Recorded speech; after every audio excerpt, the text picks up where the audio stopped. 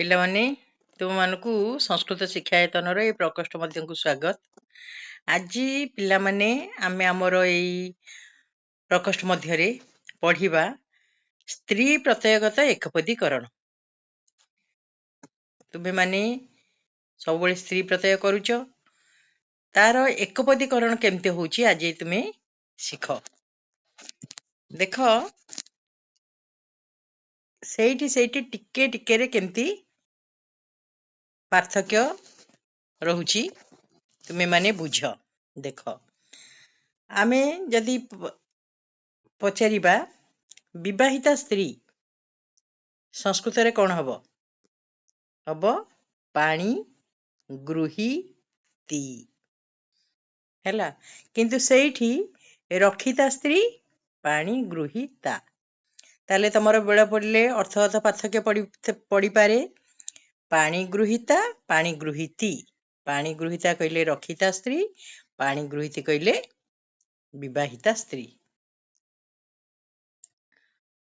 ସେବକସ୍ୟ ସ୍ତ୍ରୀ ସେବକୀ, କିନ୍ତୁ ଯିଏ ସ୍ୱୟଂ ସେବାକାରିଣୀ ଅର୍ଥାତ୍ ଯିଏ ସେବା କରନ୍ତି ତାକୁ କ'ଣ କହିବା? ସେବିକା ହେଲା। ସେବକର ସ୍ତ୍ରୀକୁ କହିବା ସେବକୀ, କିନ୍ତୁ ସ୍ୱୟଂ ସେବା କରୁଥିବା ସ୍ତ୍ରୀ ଲୋକକୁ କହିବା ସେବିକା। ଆଚାର୍ଯ୍ୟସ୍ୟ ପତ୍ନୀ, ଯିଏ ଆମକୁ ପଢ଼ାନ୍ତି ଆଚାର୍ଯ୍ୟ, ତାଙ୍କର ପତ୍ନୀକୁ କ'ଣ କହିବା? ଆଚାର୍ଯ୍ୟାନୀ। କିନ୍ତୁ ଯିଏ ନିଜେ ଆମକୁ ପଢ଼ାନ୍ତି ସ୍ୱୟଂ ଶିକ୍ଷୟିତ୍ରୀ, ତାକୁ କ'ଣ କହିବା? ଆଚାର୍ଯ୍ୟା ହେଲା। ସେହିପରି ଦେଖ ଉପାଧ୍ୟାୟସ୍ୟ ପତ୍ନୀ, ଉପାଧ୍ୟାୟ ଯିଏ ଆମକୁ ଅଧ୍ୟୟନ କରାନ୍ତି, ତାଙ୍କର ପତ୍ନୀକୁ କ'ଣ ଡାକିବା? ଆମେ ଉପାଧ୍ୟାୟୀ ଡାକିବା, ନହେଲେ ଉପାଧ୍ୟାୟିନୀ ମଧ୍ୟ କହିପାରିବା। କିନ୍ତୁ ଯିଏ ଆମକୁ ପଢ଼ାନ୍ତି ସ୍ୱୟଂ ବ୍ୟାଖ୍ୟାତ୍ରୀ, ତାଙ୍କୁ କ'ଣ କହିବା? ଉପାଧ୍ୟାୟା। ବୁଝିପାରୁଛ ଟିକେ ଟିକେରେ କେମିତି ପାର୍ଥକ୍ୟ ରହିଛି। ଏବେ ଦେଖ ସ୍ୱୟଂ ଆଚ୍ଛା କ୍ଷତ୍ରିୟ ଜାତୀୟ ସ୍ତ୍ରୀ, କ୍ଷତ୍ରିୟ ତମେ ଜାଣିଛ ଗୋଟେ ଜାତି ଅଛି, ସେ କ୍ଷତ୍ରିୟ ଜାତୀୟ ସ୍ତ୍ରୀକୁ କ'ଣ କହିବା? କ୍ଷତ୍ରିୟା। କିନ୍ତୁ କ୍ଷତ୍ରିୟର ସ୍ତ୍ରୀ, ଜାୟା ମାନେ ସ୍ତ୍ରୀ, କ୍ଷତ୍ରିୟସ୍ୟ ଜାୟା କ୍ଷତ୍ରିୟା, କ୍ଷତ୍ରିୟୀ ହେଲା। କ୍ଷତ୍ରିୟ ଜାତୀୟ ସ୍ତ୍ରୀ ହେଲା କ୍ଷତ୍ରିୟା, କ୍ଷତ୍ରିୟସ୍ୟ ସ୍ତ୍ରୀ ହେଲା କ୍ଷତ୍ରିୟୀ। ସେମିତି ଶୂଦ୍ର ଜାତୀୟ ସ୍ତ୍ରୀ କ'ଣ କହିବା? ଶୂଦ୍ରା, କିନ୍ତୁ ଶୂଦ୍ରସ୍ୟ ସ୍ତ୍ରୀ ଶୂଦ୍ରୀ ହେଲା। ବୈଶ୍ୟ ଜାତୀୟ ସ୍ତ୍ରୀ, କ୍ଷତ୍ରିୟ ଶୂଦ୍ର ବୈଶ୍ୟ ଏଗୁଡ଼ା ଗୋଟେ ଗୋଟେ ଜାତି ତମେ ଜାଣିଛ। ତାହେଲେ ବୈଶ୍ୟ ଜାତୀୟ ସ୍ତ୍ରୀକୁ କ'ଣ କହିବା? ବୈଶ୍ୟା, କିନ୍ତୁ ବୈଶ୍ୟର ସ୍ତ୍ରୀକୁ କହିବା ବୈଶୀ ହେଲା। ଗୋପ ଜାତୀୟ ସ୍ତ୍ରୀ, ଗୋପ ମାନେ ତମେ ଜାଣିଛ ଗୌଡ଼ ବି ନାଇଁ, ଗୋପ ଜାତୀୟ ସ୍ତ୍ରୀ ତାକୁ କ'ଣ କହିବା? ଗୋପା, କିନ୍ତୁ ଗୋପସ୍ୟ ସ୍ତ୍ରୀ ଗୋପୀ। ତମର ବେଳେ ବେଳେ ଅର୍ଥଗତ ପାର୍ଥକ୍ୟ ବି ପଡ଼େ, ଏବେ ତ ପଡ଼ୁନି ସେଗୁଡ଼ିକ, କେବଳ ଏକପଦୀକରଣ ବହୁତ କମ୍ ମାର୍କ ପଡ଼ୁଛି, ତଥାପି 3-4 ମାର୍କ ପଡ଼ୁଛି। ତାହେଲେ ଗୋପସ୍ୟ ସ୍ତ୍ରୀ ହେଲେ ଗୋପୀ, ଗୋପ ଜାତୀୟ ସ୍ତ୍ରୀ ହେଲେ ଗୋପା। ତମେ ପଢ଼ିଥିବ ଗୋପା ଗୋପୀ ଅର୍ଥଗତ ପାର୍ଥକ୍ୟ ଦର୍ଶାଅ।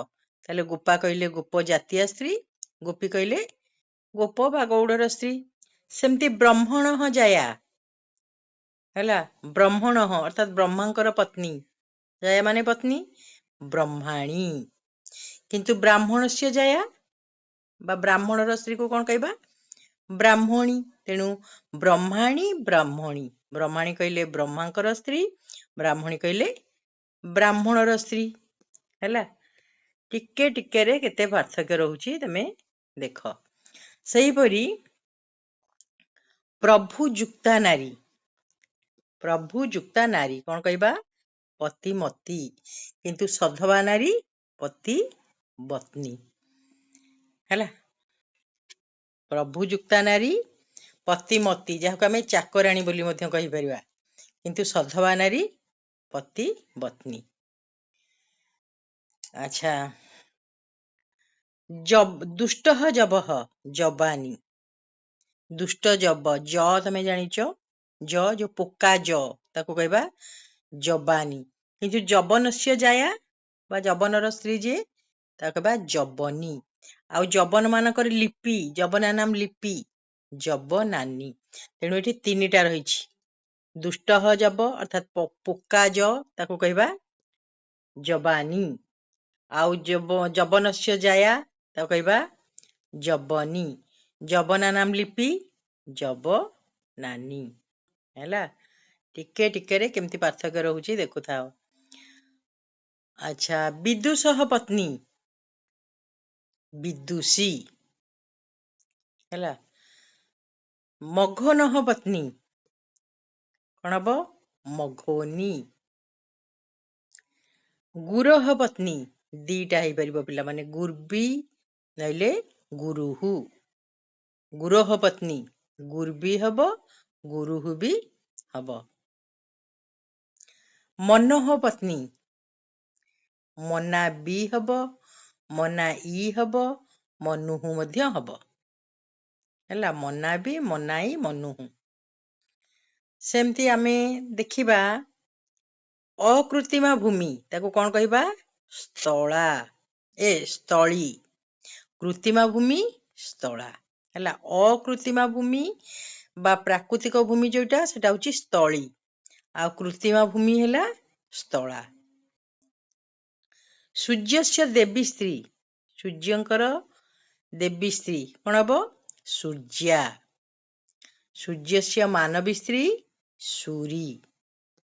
ବୁଝିପାରୁଛ?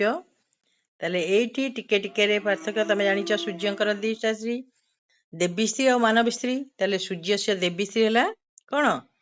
ସୂର୍ଯ୍ୟା। ଆଉ ସୂର୍ଯ୍ୟଙ୍କର ମାନବୀ ସ୍ତ୍ରୀ ସୂରୀ। ଶିବସ୍ୟ ଜାୟା ହେଲା, ଶିବଙ୍କର ପତ୍ନୀ ଆମେ କହିବା ଶିବା। ଓଡ଼ିଆରେ ଶିବା କହିଲେ ବିଲୁଆ ମଧ୍ୟ ଅଛି, କିନ୍ତୁ ଆମର ସଂସ୍କୃତରେ ଶିବସ୍ୟ ଜାୟା କଣ ହବ? ଶିବା। ଶିବାନୀ କରିଦେଲେ ଭୁଲ।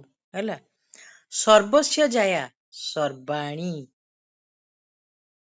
ହେଲା, ଏକଃ ପତିଃ अस्या ଯାହାର ଜଣେ ପତି ଅଛନ୍ତି ତାକୁ କଣ କହିବା?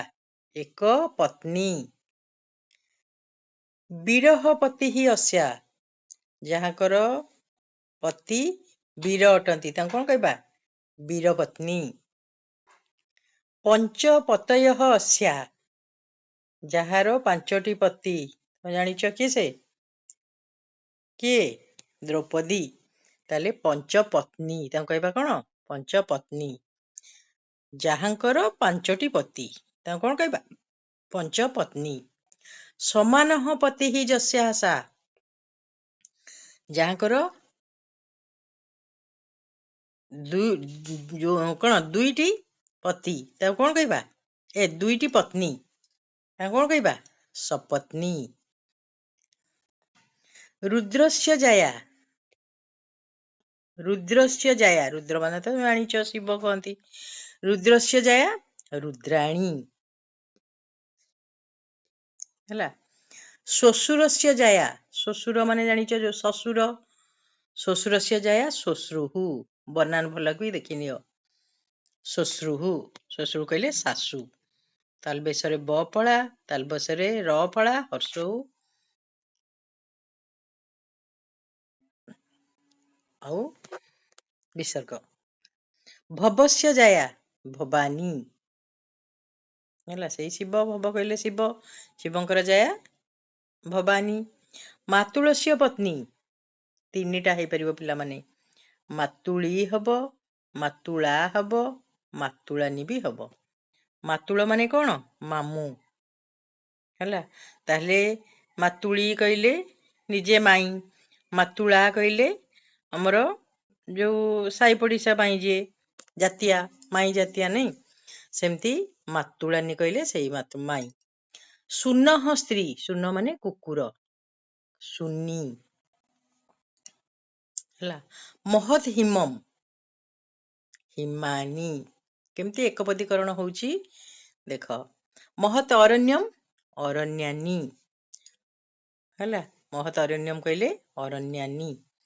ଯଦି ଅର୍ଥଗତ ପାର୍ଥକ୍ୟ ପଡିଛି ଅରଣ୍ୟାନୀ ଗୋଟେ ହର୍ଷେଇ ଗୋଟେ ଦୀର୍ଘଇ, ତାହେଲେ ମହତ୍ ଅରଣ୍ୟମ ହବ ଅରଣ୍ୟାନୀ, ଆଉ ଅରଣ୍ୟ ଶବ୍ଦର ସପ୍ତମ ବିଭକ୍ତି ଏକବଚନ ହେଲା ଅରଣ୍ୟାନୀ, ହର୍ଷେଇ ସେଇଠି ମାନେ ବଣରେ ହେଲା। ସେହିପରି ଆମେ ଦେଖିବା ବରୁଣସ୍ୟ ପତ୍ନୀ, ବରୁଣସ୍ୟ ପତ୍ନୀ ବରୁଣାନୀ, ଇନ୍ ପ୍ରତ୍ୟୟ ହଉଛି। ଧାର୍ମିକସ୍ୟ ଭାର୍ଯ୍ୟା ଧାର୍ମିକା, ଧାର୍ମିକା ତ ହବନି ଧାର୍ମିକୀ ହେଲା, ଧାର୍ମିକୀ। ଅଗ୍ନେଃ ଜାୟା ଅଗ୍ନାୟୀ,